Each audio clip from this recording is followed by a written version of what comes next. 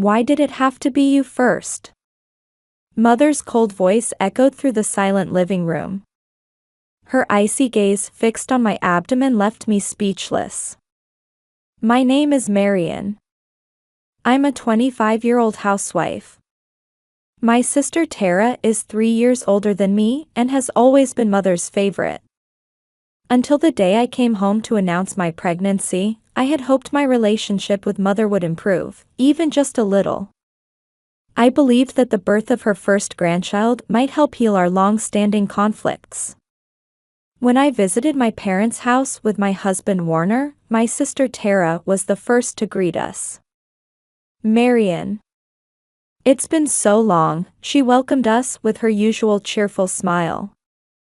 Father was out for work but would be back soon. Mother's face was clearly tense when she first saw me. However, as soon as she noticed Warner, she put on a fake smile. Oh my, I don't have anything prepared for your visit. Just wait a moment, she said, heading to the kitchen to bring out homemade cookies. They were all sugar-laden sweets. Mother knows I don't care for sweet things.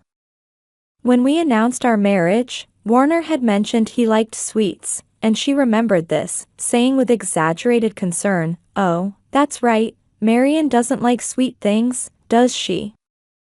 I'm sorry, while smiling at my husband.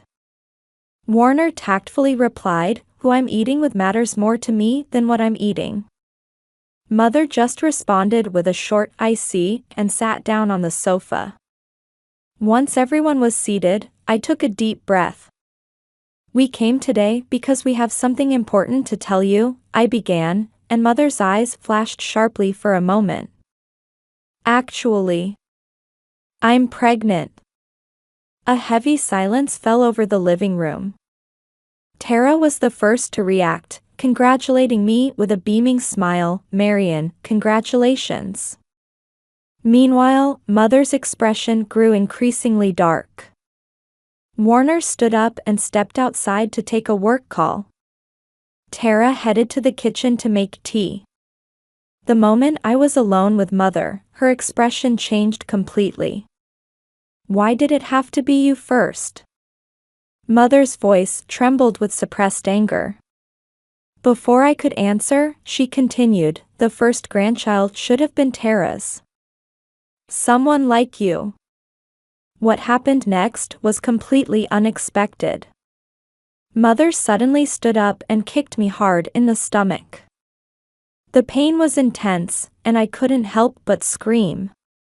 Mother, stop. I heard Tara scream. She had returned from the kitchen and witnessed Mother's assault. Marion. Warner came running in. I remained curled up on the floor, enduring the severe pain. Tara immediately called an ambulance, while Warner supported me and glared at Mother. Mother calmly started making excuses. Why are you making such a fuss? She just bumped into the dresser herself. However, Tara exploded in anger. Mom, I saw you. You kicked Marion in the stomach. As the ambulance sirens approached, I was barely maintaining consciousness. Warner held my hand, whispering, "It's okay, I'm here with you." Tara was crying while restraining Mother. What if something happens to the baby? Tara's scream echoed as the paramedics arrived. As they lifted me onto the stretcher, I could feel Mother's cold stare. In those eyes, I saw concentrated all the hatred she had directed at me over the past 25 years. Tara accompanied me during the ambulance ride to the hospital. Holding my sister's hand, I thought that perhaps it was time to finally end my relationship with Mother. Warner said he would follow in his car and saw us off. In the ambulance, Tara apologized repeatedly. "I'm so sorry, I never noticed." I realized anew how much support my sister had been to me all these years. The ambulance continued its journey to the hospital, bathed in the glow of street lights. Lying in the hospital bed, I recalled memories from my childhood. When did mother start treating Tara and me so differently? I can't remember exactly when it began, but it seems like it was before I was old enough to understand. Mother was the local beauty queen and still maintains her beautiful appearance today. Tara looks just like her, and whenever neighbors would say, "You're Patricia's daughter, aren't you?" Mother would beam with pride. But I, who took after father, was always mother's disappointing daughter. I still vividly remember one Christmas morning when I was 8 and Tara was 11. Beautifully wrapped presents were arranged under the tree. When Tara opened her box, inside was a trendy brand name dress. Mother smiled and said, "It's perfect for Tara. She is my daughter, after all." Then it was my turn. When I opened my box, inside were simple jeans and a t-shirt, probably bought on sale at Walmart. "These suit you better, Marion." At Mother's words, my young self could say nothing. It wasn't just clothes. Even food portions were different. While Mother would urge Tara, "You can eat more, can't you?" offering her homemade desserts, she would restrict my portions, saying, "Marion, if you want to maintain that figure, that should be enough, don't you think?" The gap widened even more during our teenage years. Tara was popular at school and became captain of the cheerleading squad. Mother attended every weekend game, proudly taking pictures of Tara. I joined the track team. Though my times were good, Mother never came to watch. "I'm busy" was always her excuse. Father would come sometimes and pat my head, saying, "You did well." But father was busy with work and didn't seem to notice the complex family dynamics. In high school, I gradually began to realize that my situation wasn't normal. The turning point was a conversation with my best friend Serena. "Marion, your mother is just too cruel," she said one day. I looked at her in surprise. "What do you mean?" "Well, she buys designer clothes for Tara, but for you." Serena's voice trailed off. My mother would never discriminate between her children like that. Those words made me understand for the first time that my family wasn't normal. At the same time, I knew Tara wasn't aware of my situation. My sister genuinely believed I preferred simple clothes. "Marion, you have such a good figure, you look good in anything," Tara would tell me. Sometimes she would offer to lend me her clothes, but they rarely fit, so I couldn't wear them. Mother's discriminatory treatment became especially harsh when Tara or father weren't around. When we were alone, she would attack me mercilessly. "To think I had to give birth to a child like you. Tara would have been enough. Why can't you be more like her?" Every time she threw such words at me, I felt like my very existence was being denied. But I knew crying would only invite harsher words, so I desperately held back my tears. My school friends worried about me. On my 16th birthday, Serena and others secretly threw me a party. I didn't get anything from Mother, but the cute makeup set my friends chose for me remains a precious treasure to this day. Around that time, I decided to leave home. I was determined to become independent right after graduating high school. Mother told me, "With just a high school diploma, you'll never amount to anything," but that only strengthened my resolve. Tara went to college, and Mother dipped into their savings for her tuition. "It's worth it for Tara," Mother said proudly. Meanwhile, there had never been any college funds set aside for me. But strangely enough, this unfair situation made me stronger. I maintained excellent grades in high school and worked part-time at a local diner after school. I gradually built up my savings while making plans for the future. Lying in the hospital bed, these memories flashed through my mind like a movie reel. The steady beeping of the monitor echoes in the quiet room. I'm relieved that the doctor told me my little one is safe. I'm no longer that helpless girl from back then. I swear I will never treat my child the way mother treated me. The evening sky outside the window was turning red. On the second morning in the hospital, Warner came early to visit. When I asked, "Is work okay?" he smiled and said, "You're more important." I met Warner 3 years after graduating high school. I remember those days well. Right after high school graduation, I left home.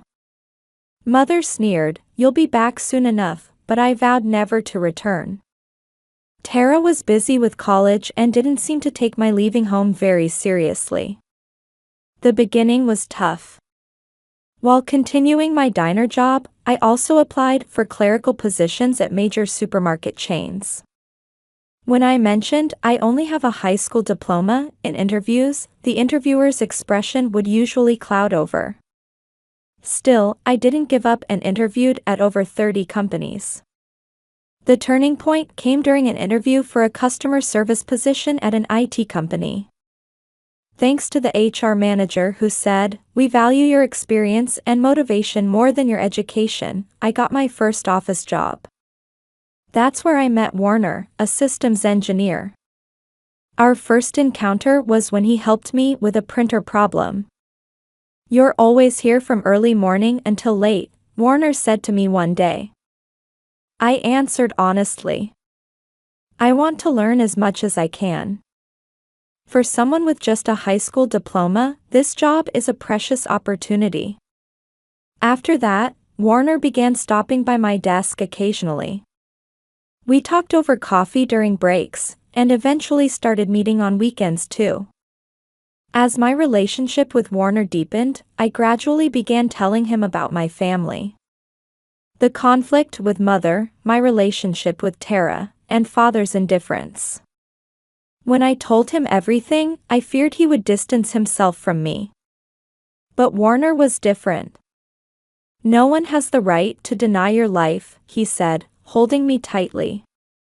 For the first time, I felt safe enough to cry. The proposal came in winter of my second year at the company. After the company Christmas party, while walking through the illuminated streets, Warner got down on one knee. To his simple "Will you marry me?" I answered yes, without hesitation. I still vividly remember visiting home after 2 years to announce our engagement. Mother was initially cold, saying no decent man would want a daughter with just a high school education. But when she learned about Warner's career, her attitude changed dramatically. "Oh my, an engineer?" Mother suddenly became friendly. Her behavior made me uncomfortable, but Warner remained calm and responded sincerely to her superficial attitude. Tara was genuinely happy for me. "Marion, I'm so glad," she congratulated me with a bright smile and offered to help with the wedding preparations. Father also unusually expressed his opinion, saying, "He's a good young man." The wedding was small but heartwarming. Mother put on a smile for appearance's sake. She didn't forget to whisper in my ear at the reception, "I don't think this will work out," but I no longer had the capacity to be hurt by her words. Our new life gave me my first experience of the normal family. Warner's parents welcomed me warmly like their own daughter. My mother-in-law would always give me gentle advice when I was cooking. "Your dinners are really delicious," she would praise me with genuine words. Work was going well too. Using my customer service experience, I was even put in charge of training new employees. My high school education was no longer holding me back. About a year after marriage, I discovered I was pregnant. Warner jumped for joy and immediately told his parents. My in-laws were overjoyed and quickly brought over baby item catalogs. However, I hesitated to tell my family. If Mother found out, I knew she would say something. Still, a small part of me hoped that the baby might change my relationship with her. That hope lingered in a corner of my heart. "I'll go with you," Warner said. We contacted Tara beforehand and set the date. That day now feels like a nightmare as I lie here in this hospital bed. The faint fragrance from the bouquet Warner left in the hospital room drifts over. His words, "It's our turn now," touched my heart deeply. Regardless of mother, I have my loving husband and our baby who will arrive soon. That's a happiness no one can take away. "Ma'am, it's time for rounds," the nurse's voice brought me back to reality. As the monitor continued its quiet beeping, I let out a deep sigh. The choices ahead won't be easy. But there's no going back now. There's a small fracture in the bone, but fortunately, there's no effect on the fetus. Everyone in the hospital room breathed a sigh of relief at the doctor's words. Tara squeezed my hand tightly, and Warner nodded deeply. However, the relief didn't last long. The door opened, and Father entered with Mother. "Marion." There was clear distress in Father's voice. "Tara called us. Is it true? Did you?" Mother maintained her usual attitude, starting to make excuses. "Oh, what are you talking about? Marion just bumped into the dresser herself." But Tara stood up. "That's enough." My sister's voice echoed through the hospital room. "I saw it. I saw you kick Marion in the stomach, Mom." The color drained from Father's face. "It can't be." At that moment, there was an unexpected visitor. The hospital's social worker. "May I speak with you?" Though the tone was gentle, there was strong determination in those eyes. Mother suddenly broke down crying. "I'm being made the villain. Everyone's ganging up on me." However, no one was moved by Mother's performance. The social worker calmly but firmly sorted out the situation. "This is clearly a case of violence. Considering the victim is pregnant, it will be treated as a more serious matter." Mother's expression froze at those words. "I can report this to the police," the social worker continued. "However, if you'd like time to discuss this as a family." Tara spoke up. "Marion, let's tell everything now." I took a deep breath. Yes, there's no need to hide anymore. It was time to talk about all the mistreatment I had endured from Mother over the past 25 years. "Dad," I began with a trembling voice. "I've been enduring this all along." And I started talking. The discriminatory treatment since childhood, the days of being looked down upon, the countless heartless words. How Mother would play the loving mother when she was with Tara, but completely change when alone with me. "Marion." Father's voice was shaking. "Why didn't you tell me before?" I couldn't. I wiped my tears. "Mom always acted like a good mother in front of you and Tara. I thought no one would believe me." Tara covered her face with both hands. "I'm sorry, Marion. I never noticed." At this point, Mother suddenly stood up and screamed. "Is it my fault? It's because she was ugly and useless. Tara was beautiful and excellent like me, but she..." "Shut up." Father's voice cut off Mother's screams. It was the first time I'd heard my usually mild-mannered father use such a tone. "You are unfit to be a mother," Father's words were heavy. "I won't let you hurt Marion anymore." The social worker quietly began speaking. "In this situation, I recommend applying for a restraining order. Also, counseling." Mother suddenly lunged at my bed. "You ungrateful child. After I raised you." Warner and Father quickly restrained Mother. Nurses rushed in, and the hospital room was temporarily in chaos. That evening, Father announced his decision to divorce Mother. "Marion, I'm so sorry. I should have noticed." The police began investigating Mother, and a restraining order was issued. Mother went to stay with relatives, but she continued sending persistent messages saying she would never forgive me. Tara visited my hospital room every day. This time, I'll properly watch over Marion's new life. During my hospital stay, Warner's parents visited frequently. My mother-in-law would bring homemade soup and say, "You're our precious daughter." On the day of my discharge, my doctor placed a hand on my belly and said, "The baby is healthy. They'll surely grow up to be strong." As we left the hospital, the soft spring sunlight enveloped us. Warner pushed my wheelchair, with Tara and Father walking on either side. That's when I first realized this was my new family formation. Mother was gone, but for the first time, I felt the true warmth of family. Before getting into the car, Father hugged me. "From now on, let's live as true parent and child." I nodded. The long winter was over, and a new season was beginning. "Marion, just one more push." I gathered all my strength at the doctor's voice echoing through the delivery room. After 16 hours of labor, our child was finally about to be born. I can see the baby's head. Warner squeezed my hand tightly. Tara was crying while rubbing my back. Then, a strong cry filled the room. "It's a girl. She's a very healthy baby."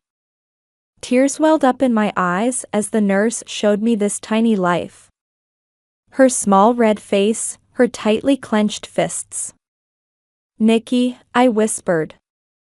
It was the name Warner and I had chosen earlier. Father was the first to see the baby in the waiting room. "She looks just like you did when you were born," he said with tears in his eyes. 3 months have passed since then. The last contact with Mother was a voice message she sent while I was in the hospital. "I'll never forgive you. You made me lose everything." I heard she moved to another state after that. I probably won't see her again. Still, sometimes when I wake up in the middle of the night, I think about her. Not with hatred or anger, but as a woman who somehow lost her way and her ability to love. "Marion, I think Nikki's awake. It's feeding time." Tara brought the baby to me. My sister moved to an apartment nearby and visits almost every day. "Hey, Marion," Tara smiled gently. "Nikki has the same colored eyes as you." Indeed, Nikki's eyes are brown like mine. But her smile is just like Warner's. Father recently decided to take early retirement. His reason was, "I want to watch my granddaughter grow up." He comes every weekend to check on Nikki and holds her for hours. "Marion," Father said to me one day with a serious expression. "You've done so well. You've become a wonderful mother." Those words brought tears to my eyes. Words of approval I had longed for all these years. They had a warmth that seemed to heal all the past wounds. Warner's parents treat Nikki just like their own grandchild. My mother-in-law made hand-knitted baby clothes. "You and Nikki are our precious family." Parenting isn't easy. There are nights when we can't sleep because of crying, days when we worry about her health. But someone is always there to help during those times. "If you ever need anything, just let me know," Tara often says. There's no more pretense in my sister's words. I've started attending a support group too. I meet other mothers with complicated family relationships, and we share our experiences. We listen to each other's stories and encourage one another. There, I learned that I'm not alone. With everyone's support, I've become stronger. I was able to share my experience for the first time at a recent meeting. On the day Nikki turned 6 months old, we had a small celebration. Father, Tara, Warner's parents, and close friends were there. The room was filled with smiles and warm atmosphere. "Hey," Warner whispered to me. "Are you happy?" The setting sun through the window gently illuminated Nikki's sleeping face. Tara and Father were chatting happily, while my in-laws were taking pictures. "Yes," I smiled. "Very. I won't let any dark shadows fall on this child's life. I won't repeat the mistakes Mother made. I'll give Nikki unconditional love." As I made this vow, Nikki reached out her tiny hand toward me. The gesture seemed to say, "It's okay. A new morning is about to begin. Maybe this is where our real story starts." Outside the window, the spring breeze was gently swaying the trees.